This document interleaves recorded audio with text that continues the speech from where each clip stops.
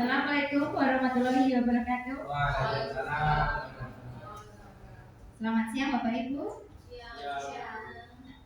Di sini saya sangat berterima kasih kepada Bapak Ibu karena sudah berkumpul untuk komunitas belajar kita. Kita mulai nih Bapak Ibu.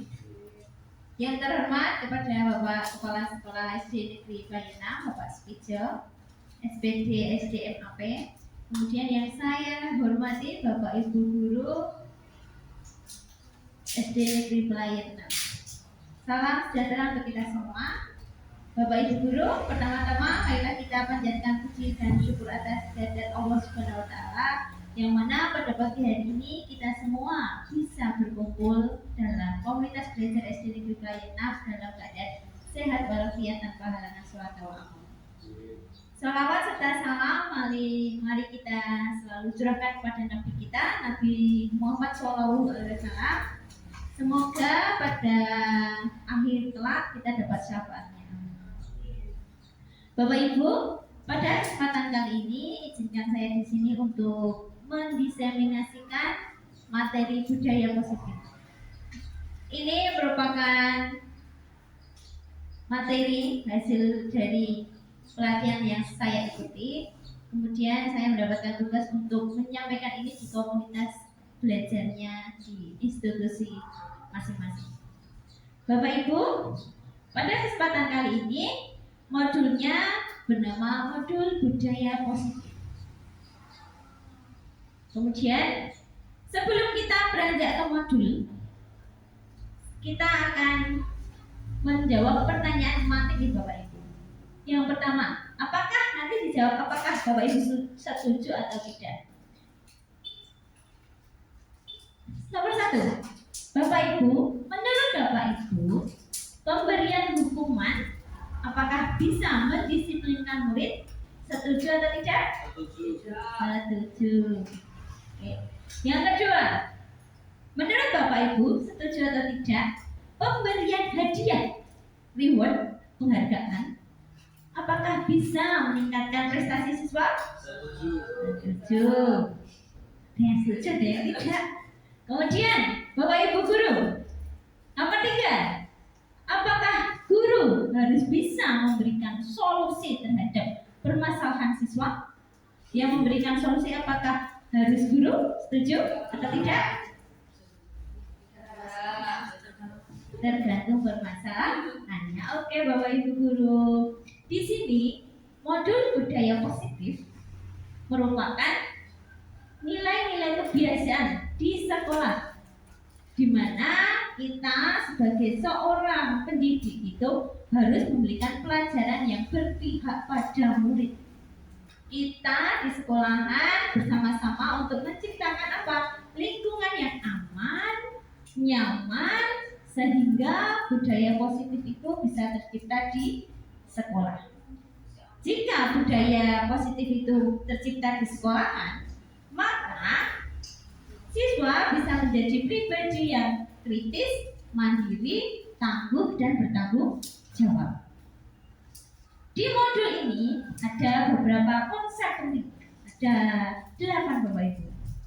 8 konsep penting, yaitu perubahan paradigma belajar. Yang kedua, disiplin positif. Yang ketiga, nilai-nilai kebajikan. Yang keempat, kebutuhan dasar manusia. Yang kelima, motivasi perilaku manusia. Posisi kontrol seorang guru, keyakinan kelas, dan yang terakhir adalah segitiga restitusi. Bapak Ibu, di tahun pelajaran 2024-2025 kita sudah akan melakukan kurikulum merdeka, di mana di sini ada perubahan paradigma belajar. Pembelajaran dengan paradigma baru yang sudah berubah, itu paradigma baru merupakan pembelajaran yang dirancang berdasarkan kebutuhan masing-masing siswa, atau yang lebih dikenal dengan pembelajaran berdiferensiasi. Bapak Ibu tentunya sudah mendapatkan ini semuanya. Kemudian tersebut, kita di kurikulum Merdeka itu berfokus pada profil pelajar Pancasila.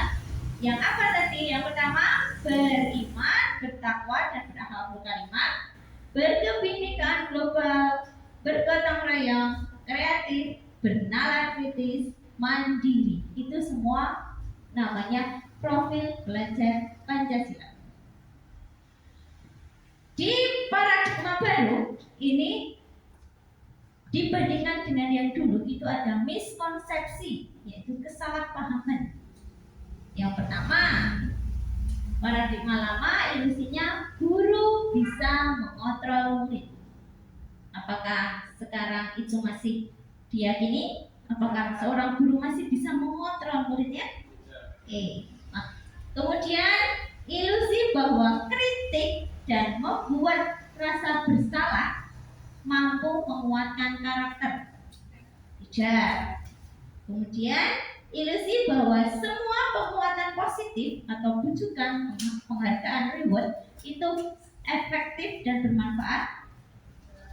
Tidak. Kemudian yang terakhir, ilusi bahwa orang dewasa berhak memaksa. Ya, ini kesalahpahaman dengan teori kontrol. Nah, sekarang ini paradigmanya menjadi paradigma teori kontrol. Nih, kita pada tahun ini dan selanjutnya kita mau mengubah paradigma stimulus respon ke paradigma teori kontrol. Dahulu di teori stimulus kontrol kita menganggap bahwa kebutuhan kita guru dan murid itu sama. Seharusnya di teori kontrol kebutuhan kita itu berbeda. Kemudian selanjutnya semua orang itu melihat hal yang sama dari sudut pandang yang sama. Itu menurut stimulus dan respon. Kalau menurut teori kontrolnya, setiap orang itu memiliki gambaran yang berbeda. Guru memiliki gambaran berbeda, murid pun juga memiliki pandangan yang berbeda. Yang ketiga, menurut stimulus respon, kita mencoba mengubah orang agar berpandangan seperti kita. Jadi kita mengajak murid-murid itu agar pandangannya sama seperti kita, sama seperti guru. Itu menurut teori stimulus respon. Kalau menurut teori kontrol, sebagai guru kita harus bisa memahami pandangan dari peserta didik kita. Kemudian selanjutnya, perilaku buruk dilihat sebagai suatu kesalahan. Murid kita melakukan perilaku buruk, itu salah. Teori kontrolnya itu semua perilaku memiliki tujuan. Murid melakukan kesalahan, pasti dia memiliki tujuan. Entah itu tujuannya untuk sesuai dengan kebutuhan mereka masing-masing. Yang ini teori stimulus respon. Orang lain bisa mengontrol saya. Apakah orang lain bisa mengontrol saya? Tidak. Teori kontrolnya itu hanya saya yang bisa mengontrol diri saya sendiri. Orang lain itu tidak bisa mengontrol kita, kecuali kita izinkan mereka untuk mengontrol. Tapi kita sendiri yang bisa mengontrol diri kita sendiri. Yang selanjutnya, saya bisa mengontrol Anda. Apakah itu benar? Tidak. Itu teori paradigma belajar yang dulu. Untuk teori kontrol sekarang, saya itu tidak bisa mengontrol orang lain. Saya juga tidak bisa mengontrol diri siswa. Kemudian untuk stimulus responnya, pemaksaan ada pada saat rujukan gagal. Harusnya sekarang kolaborasi dan konsensus menciptakan pilihan-pilihan baru. Yang terakhir, model berpikir yang dulu stimulus respon itu ada yang kalah, ada yang menang. Kalau untuk yang sekarang teori kontrol itu model berpikirnya menang. Murid menang, guru pun juga menang. Terus selanjutnya teori disiplin positif. Disiplin itu berasal dari kata disiplina yang artinya belajar. Disiplin itu mengacu pada diri sendiri yang kita harus bertanggung jawab terhadap nilai-nilai yang kita yakini. Kita mempunyai nilai-nilai keyakinan. Kita harus bertanggung jawab pada nilai-nilai tersebut. Disiplin positif merupakan salah satu cara untuk penerapan disiplin yang bertujuan menumbuhkan kesadaran. Kita harus sadar akan tanggung jawab kita. Sebagai pendidik, tujuan kita apa? Memiliki disiplin, sehingga murid jika memiliki disiplin mereka akan bertanggung jawab kepada mereka sendiri dan memiliki motivasi internal. Oke, selanjutnya untuk disiplin tadi kita meyakini nilai-nilai kebajikan kita. Misalnya saya yakin nilai saling menghormati, berarti nanti tindakan kita pun harus mencerminkan nilai saling menghormati. Dalam ini ada beberapa institusi atau organisasi. Organisasi tersebut atau institusi tersebut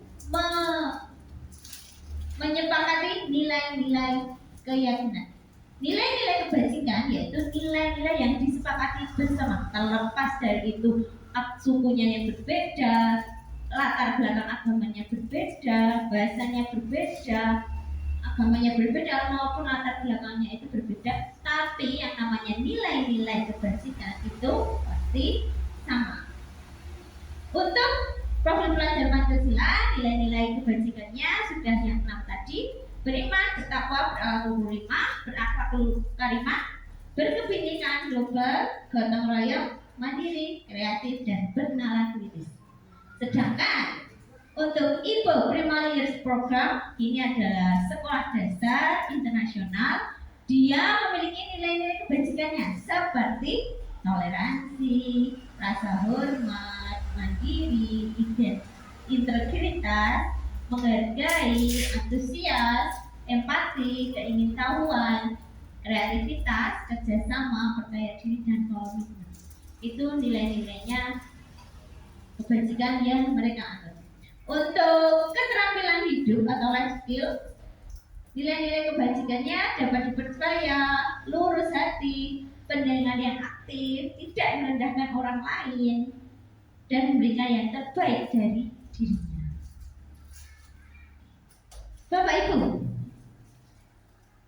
setiap kita melakukan tindakan itu pasti ada tujuannya. Nah, tujuannya itu untuk memenuhi kebutuhan kita. Dalam kebutuhan digolongkan menjadi 5 kebutuhan manusia itu. Yang pertama, kebutuhan bertahan hidup, kebutuhan kasih sayang dan rasa diterima, kebebasan, kesenangan, dan pemuasan. Itu adalah 5 kebutuhan dasar manusia. Kita melakukan suatu tindakan pasti untuk salah satunya memenuhi kebutuhan ini. Oke. Kebutuhan dasar manusia yang pertama, bertahan hidup. Bertahan hidup itu contohnya kita bekerja untuk memenuhi makanan, pakaian, tempat tinggal kita, keamanan, kesehatan, kemudian kebutuhan pakaian, tempat tinggal kita, keamanan, kesehatan, kemudian kebutuhan kasih sayang dan rasa diterima. Itu kebutuhan seperti rasa diterima orang lain, dipedulikan, berbagi, kerjasama, dan menjadi bagian dari kelompok. Kemudian kebutuhan dasar manusia yaitu kebebasan. Di sini kebebasan artinya mandiri, memiliki pilihan, mencoba hal yang baru, mampu mengendalikan arah dirinya. Kemudian ada kebutuhan manusia berupa kesenangan, yaitu canda tawa, humoris, bermain, antusiasme, tertawa bersama-sama. Itu suatu cara untuk mendapatkan kebutuhan kesenangan. Kemudian kebutuhan akan penguasaan, yaitu kebutuhan akan harga diri kita, keinginan kita untuk dianggap, kita bisa memimpin, berprestasi, diakui dan didengar. Itu merupakan kebutuhan penguasaan. Segala tindakan itu pasti didasari oleh motivasi, Bapak Ibu. Motivasi dibedakan menjadi dua, motivasi internal dan motivasi eksternal. Kalau internal itu dari dalam diri siswa, dari dalam diri manusia itu sendiri. Kalau motivasi eksternal itu didapatkan dari luar diri manusia itu.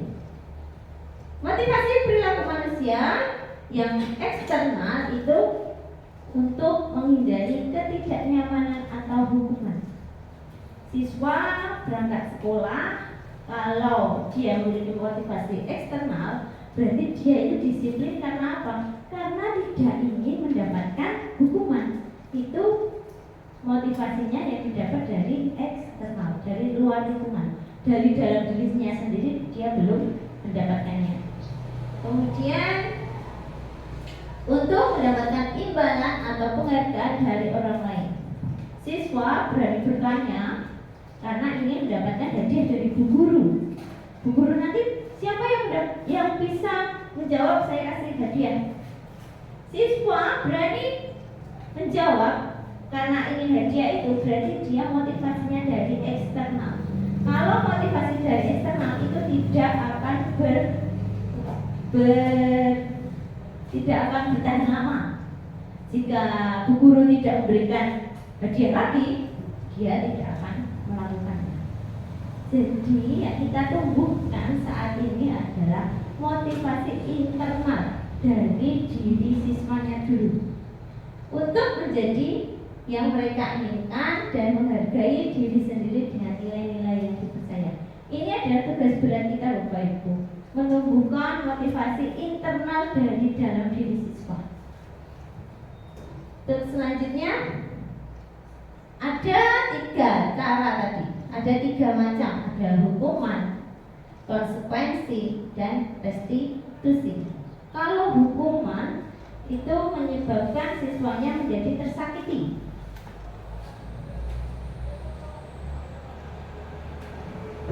Kalau hukuman itu menyebabkan siswanya menjadi identitas yang gagal. Karena dia apa? Dia merasa tersakiti, dia merasa tidak nyaman dengan hukuman yang diberikan guru, dia menjadi korban dengan adanya hukuman. Ya, dan itu akan bertahan lama. Oh, aku pernah dihukum Pak Guru, suruh lari 7 mengelilingi lapangan 7 kali. Anak merasa apa? Menjadi korban, tersakiti, capek, dapatnya capek, kesel, ising. Dia menjadi korban dan tersakiti. Kemudian untuk yang konsekuensi, ya, konsekuensi itu sesuatu yang harus terjadi. Berarti misalnya kamu telat, berarti konsekuensinya apa? Itu murid dibuat bukan tersakiti, tapi tidak nyaman. Konsekuensinya itu bukan, jadi jenisnya itu tidak tersakiti anak, dibuat tidak nyaman saja. Untuk restitusi itu merupakan pilihan dari anak. Misalnya, kenapa kamu apa yang kamu lakukan, anak? Saya terlambat, Bu. Kamu melanggar nilai-nilai keyakinan apa? Terus apa yang akan kamu lakukan untuk memperbaiki itu? Berarti kita memberikan pilihan kepada anak, biar anak itu sadar, oh aku salah. Terus aku apa ya untuk memperbaiki itu? Itulah yang terbaik. Ini konsekuensi dan restitusi itu untuk menciptakan identitas yang sukses. Lanjut, Bapak.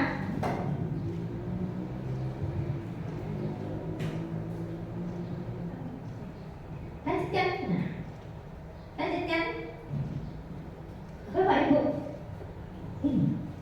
ini foto saya, Bapak Ibu. Menurut Bapak Ibu, bagaimana dengan penghargaan atau reward, apakah itu masih efektif atau setuju untuk dilakukan? Bagaimana Bapak Ibu? Setuju dilakukan? Oke. Apakah itu akan berdampak lama? Tidak. Berarti penghargaan itu akan berdampak sebentar, jangka pendek. Jika seorang guru tidak memberikan penghargaan atau reward, apakah siswa masih melakukan hal yang tadi yang diinginkan? Kemungkinan tidak. Berarti itu ada ketergantungan. Dia masih memiliki motivasi eksternal karena adanya penghargaan tadi. Penghargaan hukuman itu bisa diberikan tapi tidak sesering mungkin. Jadi tidak berpola. Misalnya, Bu Fitri itu hari Rabu mesti sering memberikan ujian. Setiap hari Rabu mereka semangat. Jangan berpola. Bu Rini itu juga sering memberikan hadiah. Anak-anak kelas 1 senang. Jadi anak-anak kelas 1 sudah tahu kalau Bu Rini itu mau memberikan hadiah, mereka semangat. Tapi ketika suatu hari Bu Rini itu lupa tidak memberikan hadiah, apa yang akan dilakukan anak-anak? Mereka akan kendor, kecewa, karena motivasinya berasal dari eksternal. Lanjut. Penghargaan di sini itu menurunkan kualitas, mematikan kreativitas dan bersifat menghukum. Bagi misalnya kejuaraan, penghargaan itu menghukum yang juara 2. Ya, yang juara 1 dapat hadiah, yang juara 2 itu merasa tersakiti. Kurang sedikit meneh aku dapat hadiah. Kemudian akhirnya nanti bisa bahasa Jawanya pro. Selanjutnya Mas. Nah ini anak-anak Bapak Ibu guru, ada 5 posisi kontrol guru. Kita sebagai guru itu kita memiliki 5 posisi. Dulu pada kabel sebelum ini itu sudah dijelaskan oleh Bu Esti. Saya ingat ya, benar. 5 posisi kontrol seorang guru. Yang pertama itu sebagai penghukum. Yang kedua itu sebagai pembuat rasa bersalah. Yang ketiga sebagai teman. Yang keempat pemantau. Yang terakhir manajer. Kita flashback Bapak Ibu. Kita sebagai guru itu kita ada di posisi mana kira-kira? Apakah kita sebagai teman? Apakah kita sebagai penghukum? Salah, langsung melayu tanpa mengetahui alasannya. Apakah kita sebagai pembuat merasa bersalah?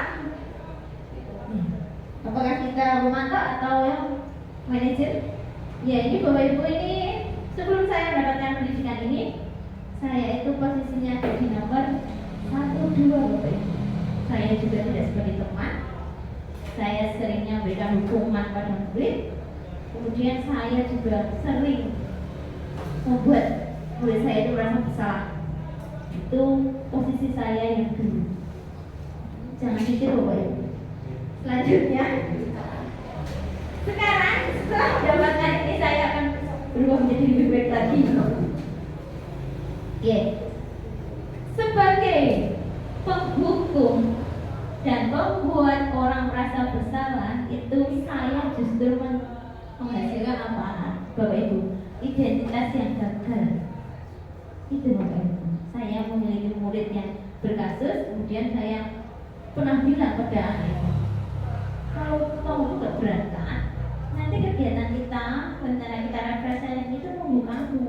Kalau kamu nggak berangkat, ya kita nggak akan refreshing. Itu pernah saya lakukan ini. Dan saya merasa, saya salah. Tapi akhirnya saya mengetahui bahwa itu salah. Saya menciptakan anak yang gagal. Kemudian saya sudah bertobat Bapak Ibu. Untuk ada 5 posisi penghukum. Penghukum itu biasanya dengan kata-kata verbal yang keras, menghardik, itu menghukum. Kalau kamu tidak melakukannya,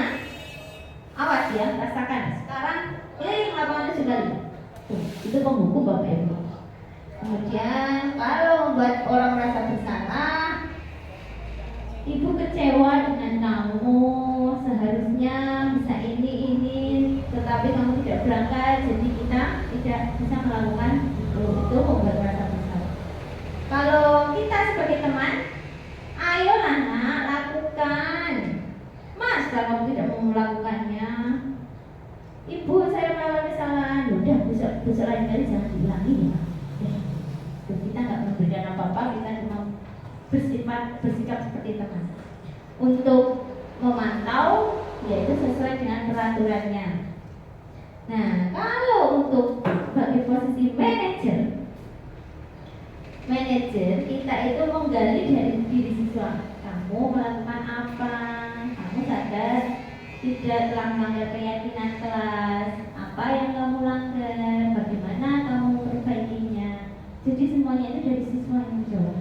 Kita hanya memberikan pertanyaan formatif. Kalau siswa sudah menjawab seperti itu, siswa sadar, oh aku terlambat, aku melanggar nilai-nilai kedisiplinan. Berarti aku harus menawarkan pada bagaimana memecahkan masalah biar tidak terlambat lagi. Itu pemecahan masalahnya berasal dari siswa. Guru hanya memberikan pertanyaan formatif.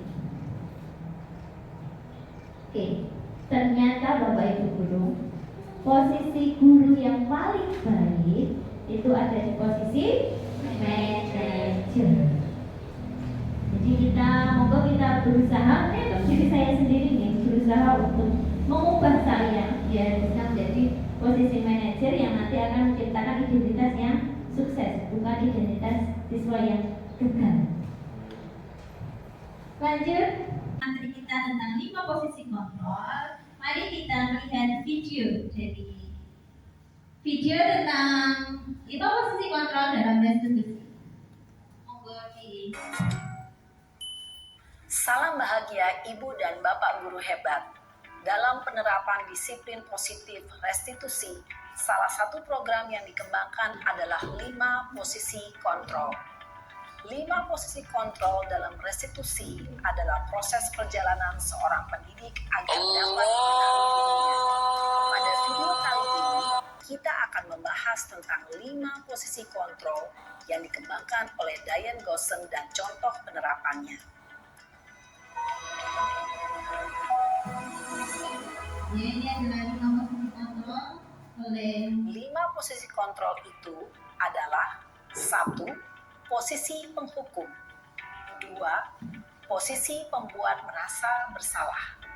3. Posisi teman. 4. Posisi pemantau atau monitor. Dan 5. Posisi manajer.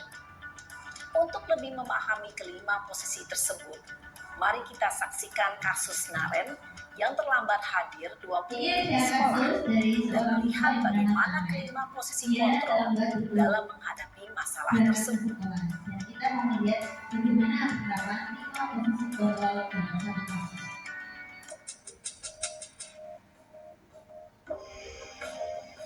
Ini adalah posisi penghukum. Naren! Sini kamu! Selamat pagi, Bu. Selalu terlambat. Kamu deh, pasti terlambat. Maaf, Bu. Saya... Apa? Apa coba? Alasan kamu apa lagi? Kapan sih kamu tidak terlambat? Malas sekali ya kamu jadi anak. Saya... Dasar pemalas. Gak kapok-kapok sih kamu. Sudah berapa kali terlambat? Sana, kamu keliling lapangan basket Posisi 2 kali. penghukum biasanya menggunakan Kenapa cara saya harus ke lapangan basket, Bu? Kenapa? Kamu mau lawan ibu? Berani-beraninya jawab. Sudah terlambat, masih berani jawab pula. Dia tidak memberikan kesempatan pada Sekarang, siswa untuk keliling memberikan lapangan alasan. basket 5 Dan kali langsung sekalian. memberikan Biar kapok. hukuman kepada Cepat, siswa tersebut. pergi sana ke lapangan basket. Posisi penghukum biasanya berbicara dengan nada tinggi, menghardik, menunjuk-nunjuk, menyakiti, dan menyindir. Hukuman bisa berupa fisik maupun psikis. Ibu dan Bapak guru hebat, Dampak yang terjadi pada murid ketika guru berada pada posisi penghukum adalah murid cenderung akan memberontak, bahkan menyimpan dendam. Nanti hasilnya terus akan menjadi mudah dan memberontak. Posisi yang kedua yaitu posisi bobot merasa bersalah. Kasusnya masih sama, kasus Naren.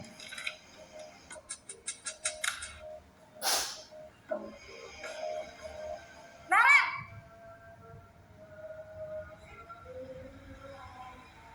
Selamat pagi, Bu. Naren, kamu kenapa terlambat lagi, nak? Ini halus. Ya Tuhan, Naren, kamu senang ya bikin ibu susah ya? Kalau kamu terlambat lagi, nanti ibu yang ditegur bapak kepala sekolah, nak. Disangka ibu tidak bisa membina kamu. Duh, gimana ini? Maaf, Bu. Duh, Gusti Naren. Kamu suka ya kalau ibu ditegur bapak kepala sekolah? Ya, kebanyakan kita masih Terus, sekarang ibu harus tulis apa ini di buku absen? posisinya bobot Ini kamu merasa sudah sering bersalah. terlambat loh. Ibu harus apa coba? Maaf, Bu. Maaf sekali. Ya sudah, lain kali jangan bikin ibu susah lagi ya, nak ya. Merasa terjadi. Ibu tidak akan kuat lagi kalau kamu begini terus. Bisa jantungan kalau ibu tegur bapak kepala sekolah. Sana cepat ke kelas. Maaf ya, Bu. Maaf Murid akan sekali. berubah karena dia merasa kasihan kepada Posisi orang pembuat guru. rasa bersalah berbicara dengan nada tenang, cenderung lembut. Namun kata-kata yang diutarakan membuat murid merasa menjadi orang yang gagal, memandang buruk dirinya sendiri, merasa tidak berharga, dan tidak sanggup membahagiakan orang lain. Ketika guru mengambil posisi pembuat rasa bersalah, murid akan menganggap dirinya yang bersalah dan ia akan menyimpan emosi negatif tersebut di dalam Membuat murid merasa dirinya. bersalah dan jaga dan menjadikan murid menjadi seorang yang rendah diri atau dia merasa terkecil di lingkungan. Buat selanjutnya posisi guru sebagai seorang teman. Nah, masih kan sama dengan kasus Naren yang terlambat dan ini ada seorang guru yang berusaha menegur Naren sebagai posisi Selamat teman. pagi, Bu. Wah, sudah jam berapa ini, Ini nak? terlihat Terlambat dapat lagi ya, dengan sayang. muridnya. Iya, Bu. Habis ibu saya lupa bangunkan saya, Bu. Alasannya telah Kamu malah dibangunkan oleh menyalahkan ibunya. ibu kamu. Kamu bukannya anak yang larinya paling kencang. Kok terlambat sih? Iya, Bu. Saya memang terlambat bangun tadi. Jadi, biarpun saya lari kencang, tetap gak kekejar, Bu. Ini Ya sudah sana. Nanti lain kali larinya lebih kenceng lagi ya. Biar gak terlambat lagi. Bikin seneng ibu. Demi ibu. Bisa kan? Bisa lah, Bu. Ya sudah sana masuk kelas. Teman. Ibu beresin urusan absen kamu. Nah, ini Kamu ibu ini beresin ada-ada saja. urusan absen kamu. Ini akan menimbulkan Dalam siswa posisi merasa teman, ketergantungan. guru berbicara dengan nada suara ramah, akrab, cenderung bersenda gurau untuk menjaga suasana tetap santai. Murid akan merasa senang, aman, dan akrab dengan guru. Identitas yang tercipta adalah identitas sukses atau berhasil. Namun, perlu diingat, karena ini masih dorongan eksternal, maka ada faktor ketergantungan dari murid kepada orang tertentu. Di sini, guru absennya, sehingga di lain waktu, murid bisa berperilaku baik, namun hanya kepada orang-orang tertentu saja. Murid bisa berlaku baik hanya pada orang lain membuat murid juga selalu benar kepada gurunya. Posisi keempat, posisi pemantau atau monitor. Ini guru bertindak sebagai pemantau atau memonitor setiap tingkah laku murid.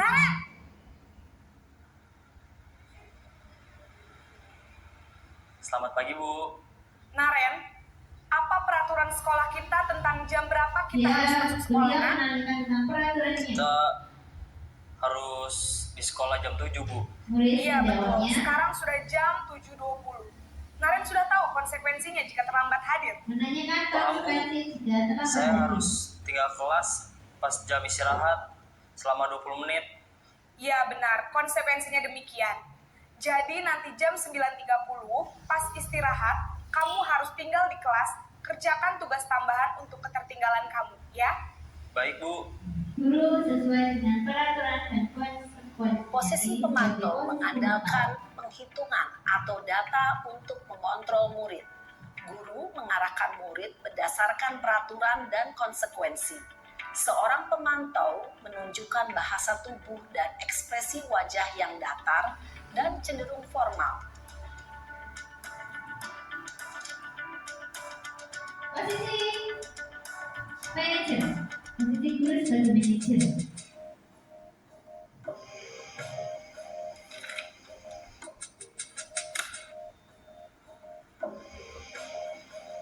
Naren!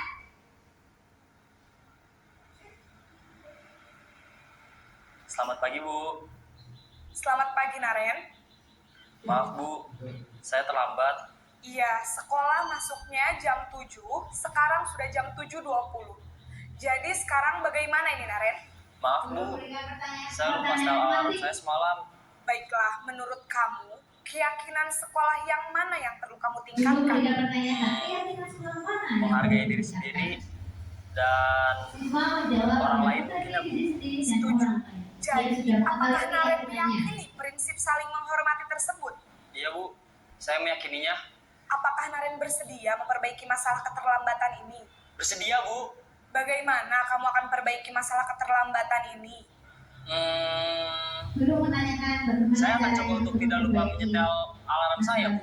Baik, kalau Naren lupa menyetel alarm di rumah, ada orang yang kira-kira Siswanya bisa memberikan bantu solusi mengingatkan dari tidak? permasalahan yang dihadapi. Ada, Bu. Ini Kakak saya, dijawab antara Kak Emma. guru dan Ada lagi selain Kak Emma? muridnya. Selain Kak Emma, ada ibu saya. Baik, jadi yang mengingatkan Naren adalah Kak Emma dan ibu kamu ya? Kira-kira akan mulai setel alarm kapan nih, Naren?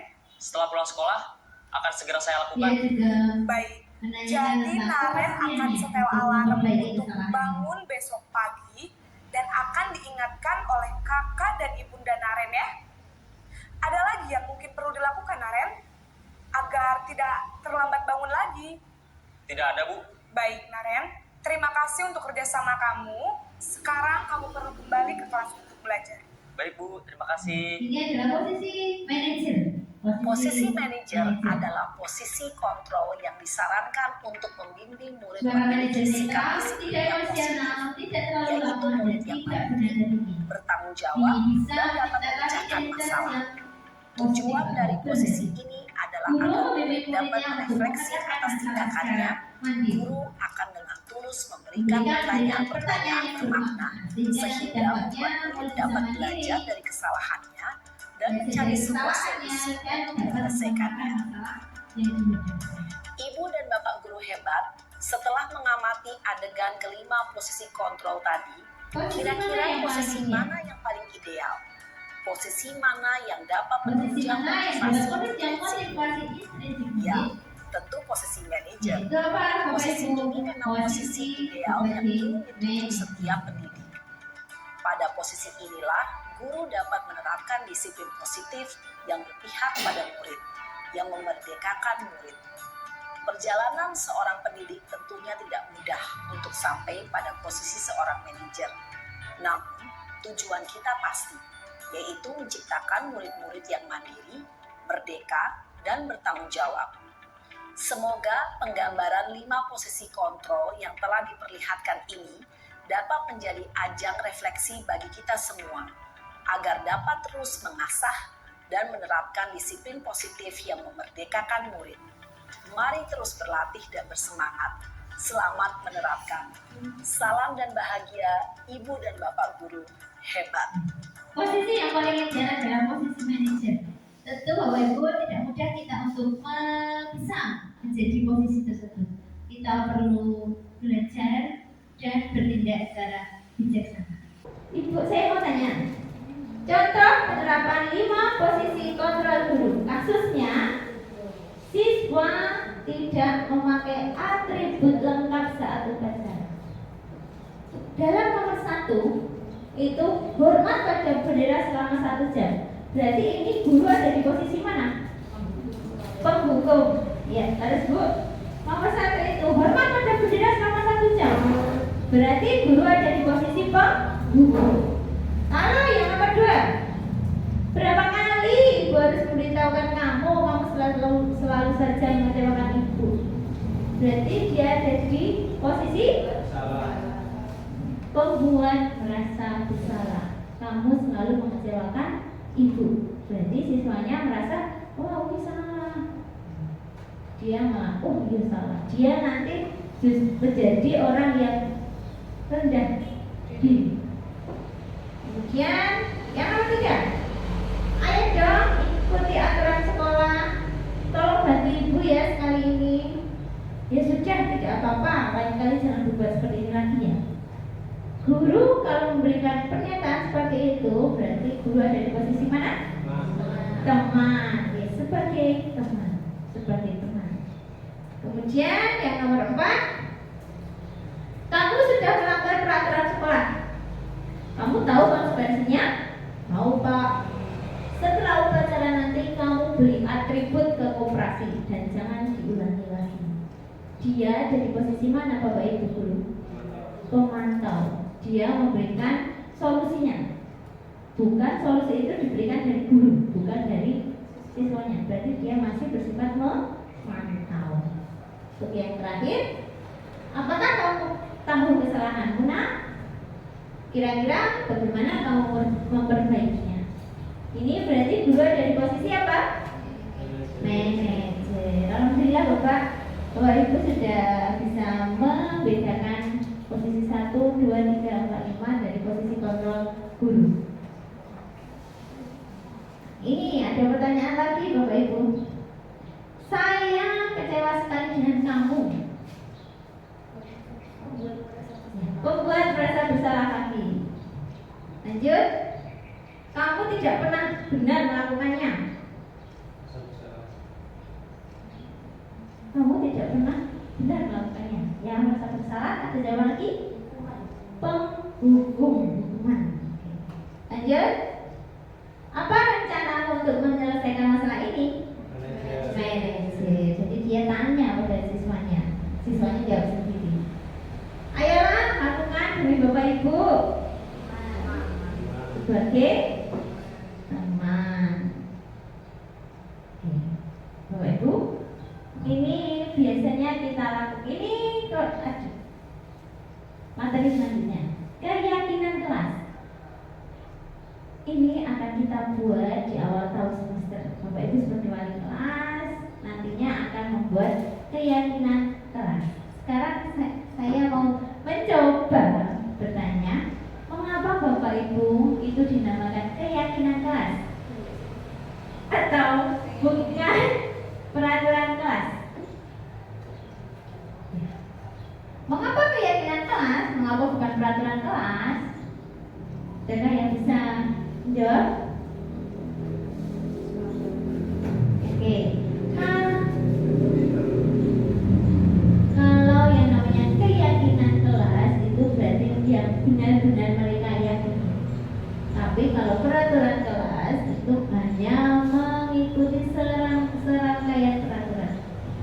Kembali lagi, kalau dengan adanya keyakinan kelas, kita bisa memacu motivasi internal dari siswa. Oke. Keyakinan ini dengan menggunakan kata-kata keyakinan kita bisa lebih menggerakkan siswa, menggerakkan seseorang dibanding dengan menggunakan kata-kata peraturan. Jadi peraturannya besok diganti dengan keyakinan kelas. Caranya bagaimana Bapak Ibu membuat keyakinan kelas? Yang pertama dengan curah pendapat dari siswa. Siswa itu biasanya memberikan pendapatnya mereka, dituliskan di kertas, kemudian nanti sama bareng-bareng disetujui atau tidak. Kemudian dari peraturan-peraturan itu diambillah nilai-nilai kebajikan.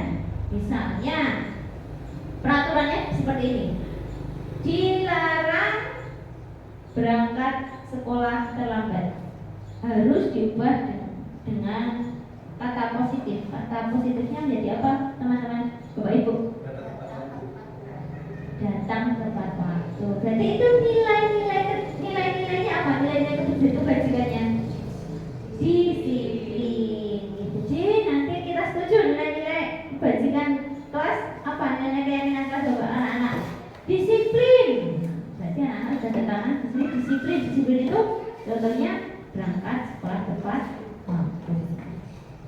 Lanjut. Ini contoh perbedaannya peraturan dan keyakinan kelas. Kalau peraturannya tertulis selalu kembalikan buku ke tempatnya, itu keyakinan kelasnya apa? Nilai tanggung jawab. Jadi ini anak Bapak Ibu, ini merupakan keyakinan kelas kita. Saya tahun lalu ternyata saya salah. Setelah mendapatkan ini, keyakinan kelas itu berisi nilai-nilai yang kita yakini kebenarannya. Kalau ini masih berupa peraturan kelas, yang saya buat masih berupa peraturan kelas. Dilarang mengganggu orang lain, keyakinannya apa? Menghormati orang lain. Berarti anak-anak tertanam untuk menghormati orang lain. Hadir di sekolah 15 menit sebelum belajar dimulai. Ini keyakinan kelasnya bisa disiplin, menghormati orang lain, dan berkomitmen. Dilarang melakukan kekerasan. Keyakinan kelasnya keselamatan, menghormati orang lain. Dilarang menggunakan narkoba, itu keyakinan kelasnya kesehatan. Bergantian atau menunggu giliran, keyakinan kelasnya menghormati orang lain dan bersabar. Gunakan masker, keyakinan kelasnya kesehatan, keselamatan, dan jangan berlarian di kelas, keyakinan kelasnya keselamatan dan keamanan. Nah ini Bapak Ibu, keyakinan kelas itu semuanya, semua peserta kelas, semua warga kelas itu harus mengikuti curah pendapatnya, mengeluarkan pendapatnya. Kemudian keyakinan kelas harus berupa pernyataan universal yang bersifat positif. Jadi tidak ada kata-kata dilarang, tidak boleh, harus diganti dengan kata-kata positif. Keyakinan kelas sebaiknya sesuatu yang dapat diterapkan di lingkungan kita. Kemudian keyakinan kelas hendaknya tidak terlalu banyak, sedikit saja Bapak Ibu. Keyakinan kelas bersifat lebih abstrak, dan kita sebagai guru keyakinan kelas tidak hanya sebagai pasangan saja, karena kita juga bisa meninjaunya dari waktu ke waktu. Apakah keyakinan itu masih dipegang atau tidak? Kita bisa mengoreksinya. Lanjut. Nah, tindakan terhadap suatu pelanggaran pada umumnya berbentuk hukuman atau konsekuensi.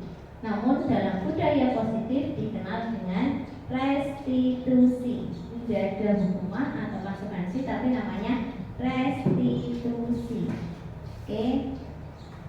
Restitusi adalah proses menciptakan kondisi bagi murid untuk memperbaiki kesalahan mereka, sehingga mereka bisa kembali ke kelompok mereka dengan karakter yang kuat.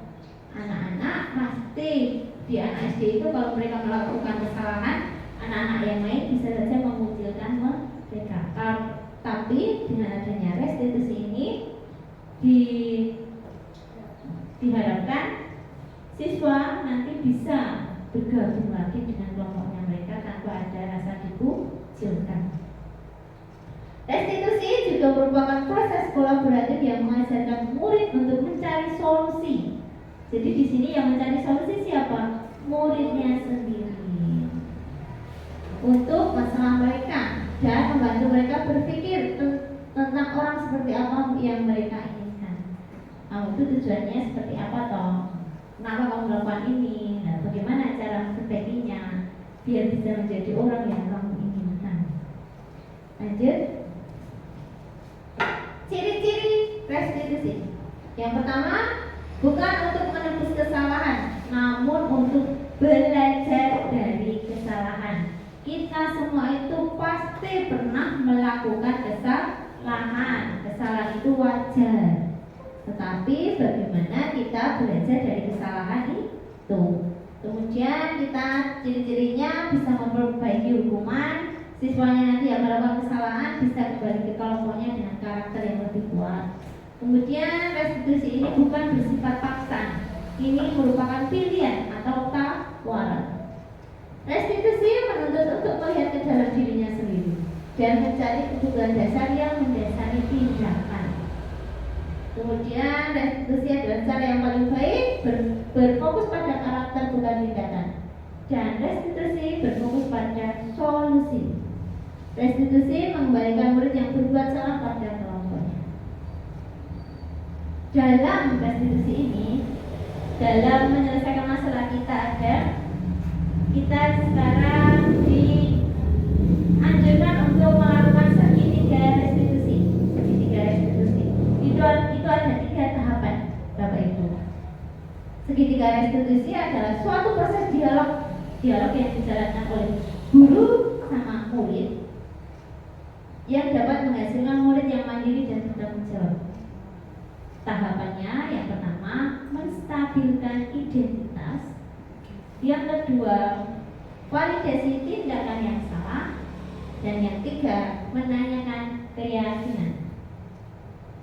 Nah, untuk menstabilkan identitas ini kita berprinsip bahwa melakukan kesalahan adalah proses dari belajar.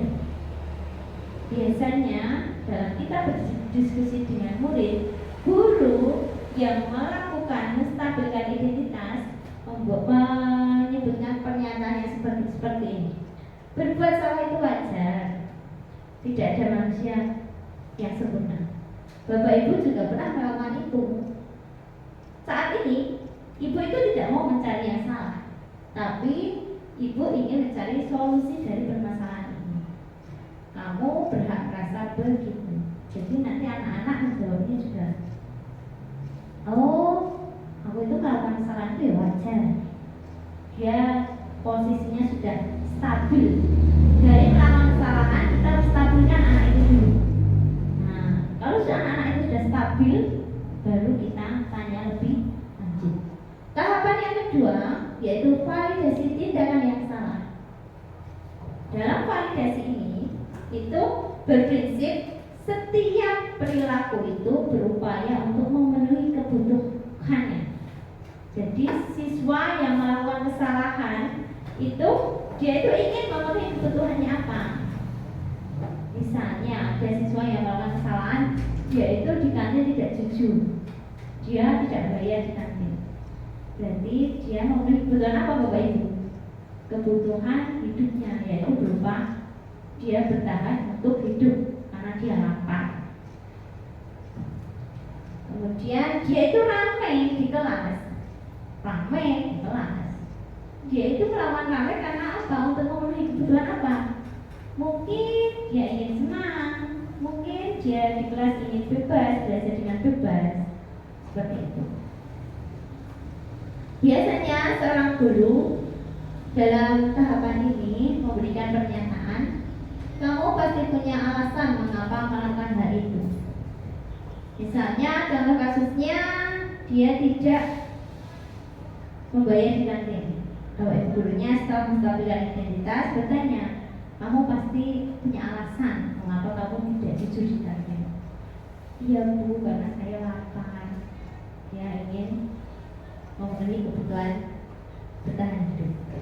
Padahal kamu bisa melakukan yang lebih buruk dari ini. Kamu patut bangga karena telah melindungi sesuatu yang penting buatmu. Jadi misalnya yang kata-kata ketiga ini dia ucapkan ketika dia berantem dengan teman. Dia mungkin ingin memenuhi kebutuhannya, yaitu untuk melindungi diri. Kamu melakukan karena mempertahankan sesuatu yang penting bagimu. Jadi kita setelah menstabilkan identitas anak, kita memvalidasi tindakan anak yang salah. Selanjutnya yang terakhir adalah tahapan menanyakan keyakinan.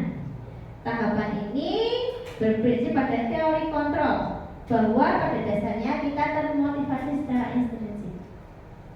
Dalam hal ini, guru bertanya, apa keyakinan kelas kita? Nilai-nilai apa yang telah kita sepakati bersama? Seperti apa gambaran sebuah kelas yang ideal yang menurut kamu? Dan kamu ingin menjadi orang seperti apa? Bagaimana caranya kamu menyelesaikan permasalahan yang kamu hadapi? Ini adalah proses untuk menanyakan keyakinan. Nah, Bapak Ibu, kesimpulannya, dalam penerapan disiplin positif, hendaknya guru memiliki standar kepribadian profesional dan sosial yang baik, di mana guru mampu merefleksi dirinya dalam posisi kontrol saat ini. Bagaimana perjalanan dirinya sebagai apong atau manajer yang menuntut murid-muridnya menjadi insan yang mandiri, merdeka, dan bertanggung jawab sesuai standar nasional pendidikan. Oke, Bapak Ibu, untuk yang terakhir kata-kata dari saya, jadilah guru yang kehadirannya ditunggu, nasihatnya diseru, dan tingkah lakunya ditiru. Tepuk tangan Bapak Ibu untuk kita semua. Terima kasih Bapak Ibu, mungkin ini sedikit dari saya. Apabila banyak kekurangan, saya mohon maaf. Wassalamualaikum warahmatullahi wabarakatuh. Terima kasih Bapak Ibu.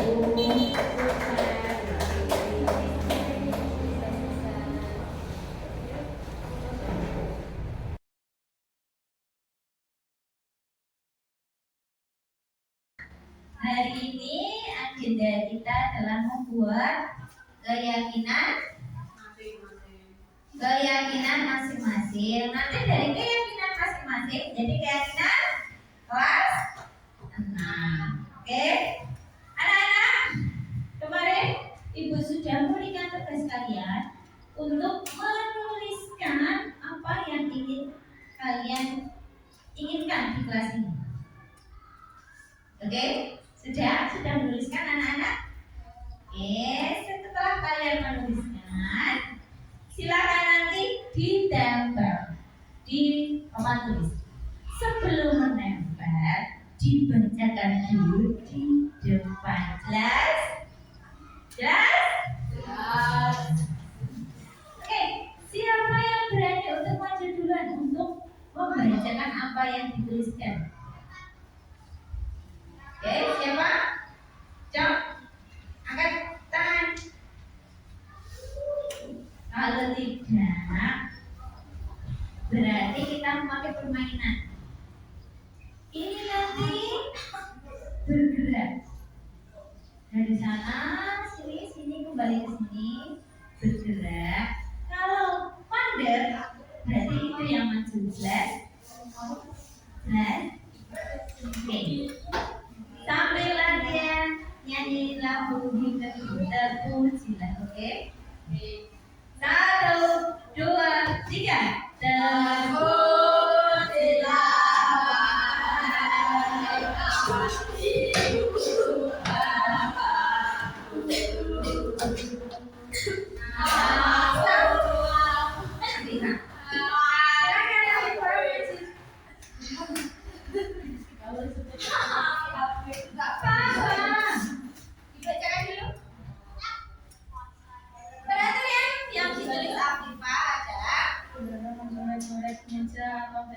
Dilarang mencoret-coret meja atau tembok. Kemudian dilarang makan saat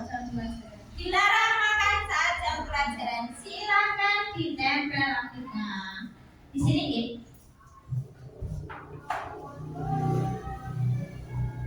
Oke, bawahnya. Oke, siap semuanya? Siap lagi?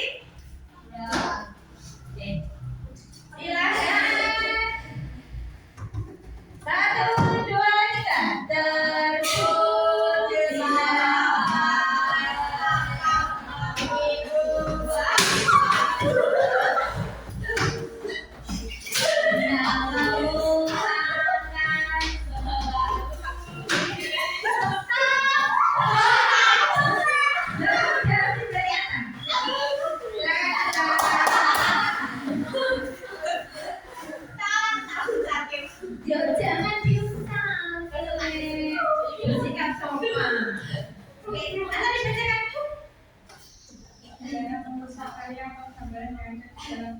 Dilarang merusak karya atau gambaran di dalam kelas. Dilarang merusak fasilitas kelas atau sekolah. Ditempel di bawahnya. Oke, lanjut. Satu, dibantu ya, atas sama dibantu sampai karena kalian sudah maju. 1, 2, 3. Namamu akan selalu nyanyi. Yuk dalam sanubariku, semua baktimu akan kuukir di dalam hatiku. Bagai kasih, terima kasihku.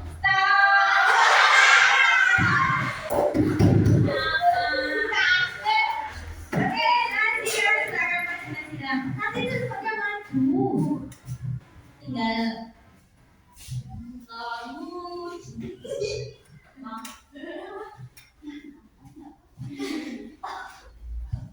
kamu. Dilarang menghilangkan sekolahan. Dilarang menghilangkan buku sekolah. Oke, silakan. Oke. Semua baktimu akan kuukir di dalam. Oke, silakan.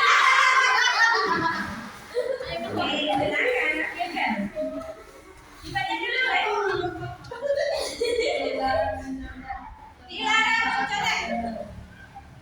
Dilarang membuli teman. Itu apa tulisannya? Stop bullying. Oke, silakan ditempel. awas ya. Oke, semua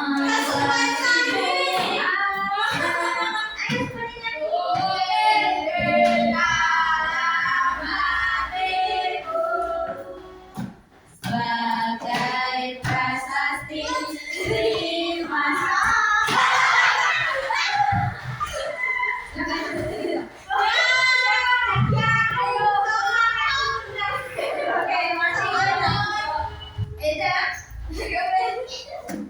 dan yang lagi bilang aja di sini tahu udah selesai, nah baru dilarang keluar saat jam pelajaran. Datang ke sekolah tepat waktu.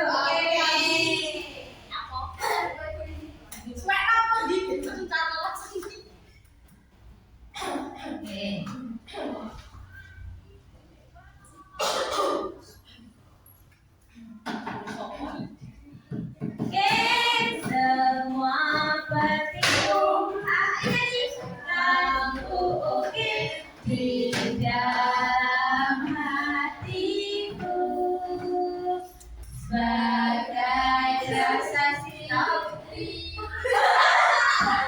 Oke, sudah selesai ya? Oke. Dilarang membawa HP. Bermain dengan semua teman. Oke, nggak ada geng-gengan, nggak ada bully-bullyan. Oke. Ini ya, berarti nanti coba sini. Semua baktimu dalam hati. Oke, habis ini mau siapa? Bisa Alisa? Oke, tentukan. Dilarang duduk di meja. Berkata yang baik. Ayo siapa lagi? Oke, ya sedih, sekarang maju.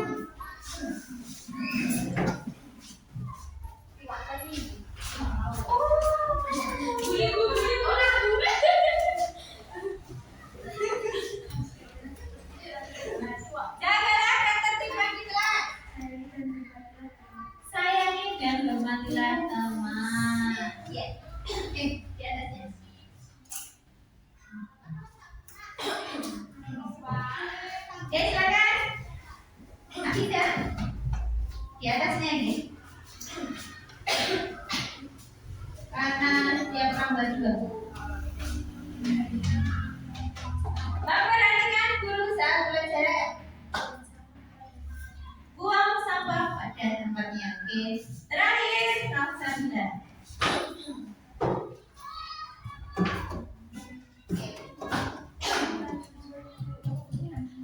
Berkata jujur, JU. Dilarang memainkan spidol. Di atas. Oke, anak-anak, angka yang kedua. Setelah kita membuat peraturan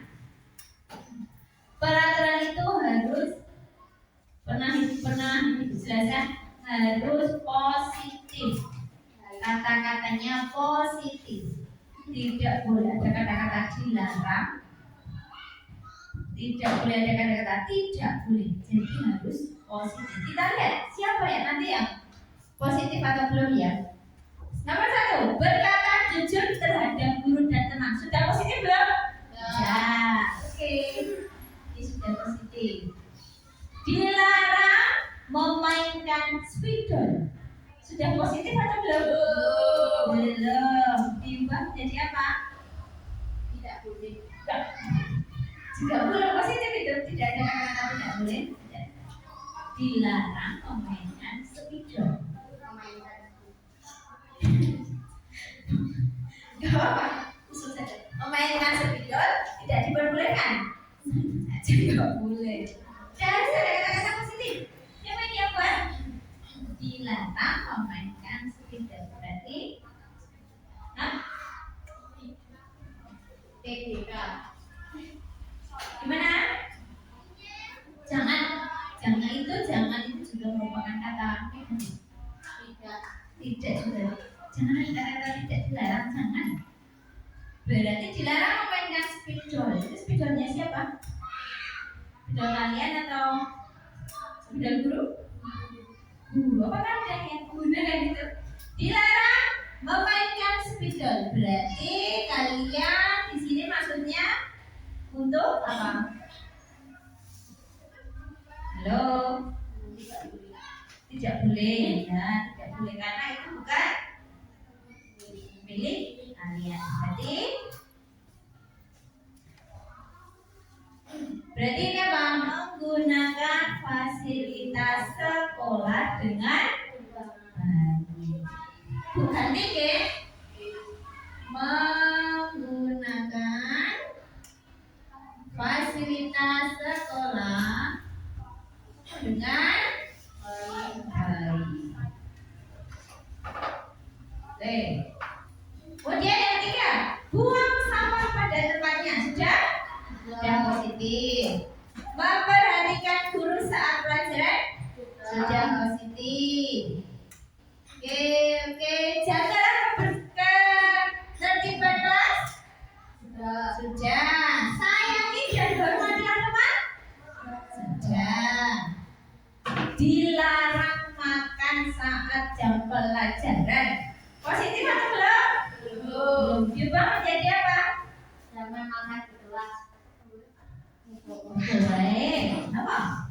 Makan di luar kelas. Pada saat istirahat. Semua. Aku. Ngomong apa? Gak boleh.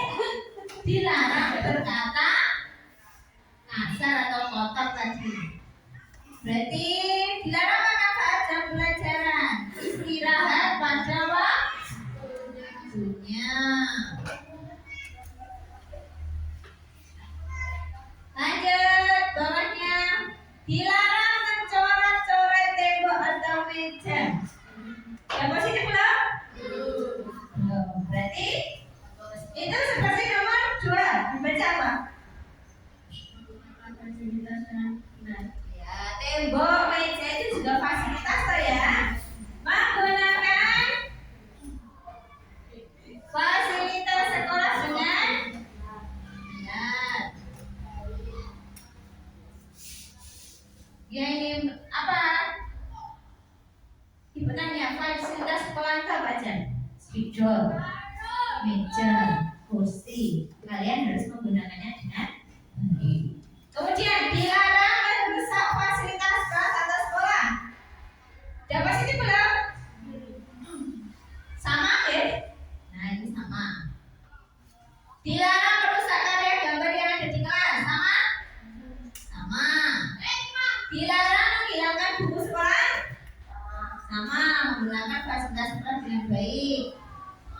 Oke, dilarang merobek-robek buku sekolah. Sama ya, fasilitas sekolah. Dilarang mencontek teman saat pelajaran. Sudah positif belum? Belum diubah menjadi diubah menjadi mencontek temanku.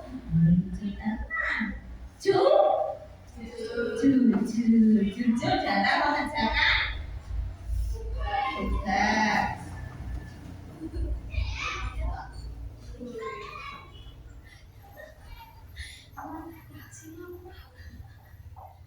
Oke.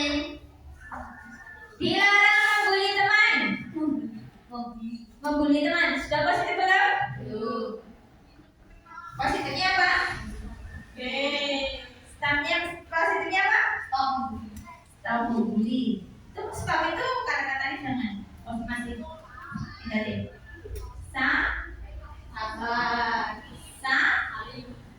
Saling menghargai, sayangi teman. Sayangi itu repot menyayangi teman dengan bagaimana caranya?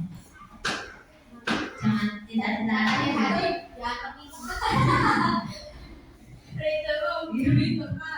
Oh, berarti kasih sayangnya orang tua sama kamu dianggap nilai? Bukan kan? Ya, kalau menyayangi teman, berarti panggil namanya dengan baik. Jangan memanggil nama dengan nama ayah atau nama ibunya. Ya, Mas Lito dan semuanya. Sayangi teman.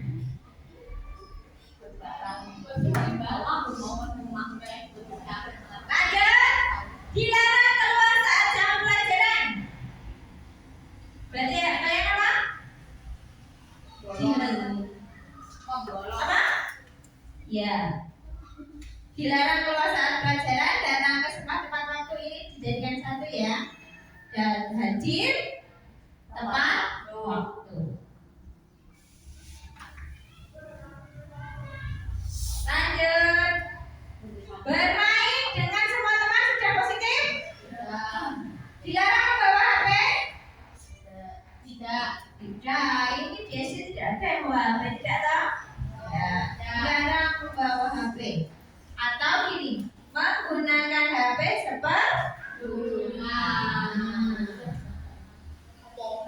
ini mana ada yang baik dulunya?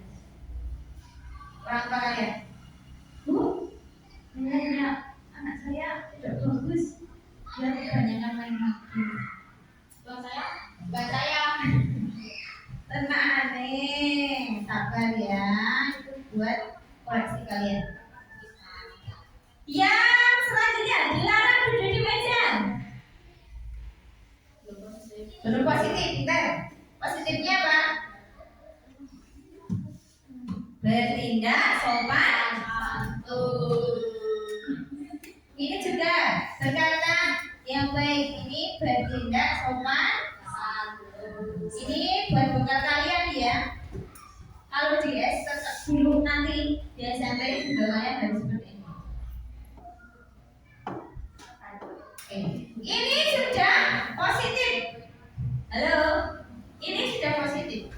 Kita mau menamakan dengan keyakinan kelas. Ini harus dipahami, diyakini oleh semuanya. Bertanya, berkata jujur terhadap guru dan teman. Itu nilai kebaikannya apa?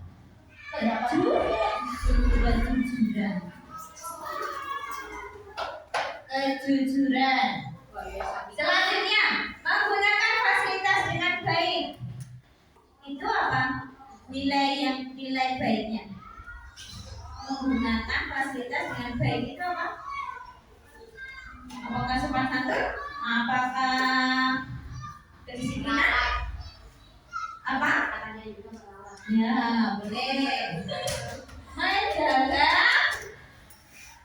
Menjaga fasilitas sekolah.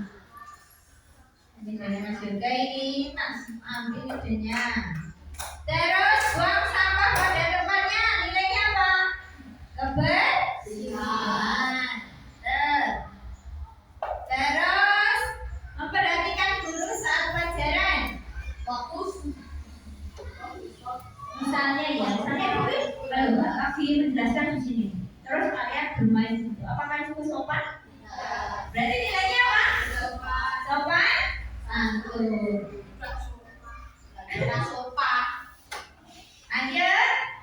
Jaga ketertiban di kelas. Oke, nilainya ketertiban. Lanjut. Istirahat pada waktunya. Ini istirahat pada waktunya itu apa? Kejujuran. Menggunakan fasilitas sekolah yang baik sudah masuk ini. Jujur dalam mengerjakan tugas masuk nilai kejujuran. Sayangi teman. Nah, ini nilainya apa? Hormat dan sayangi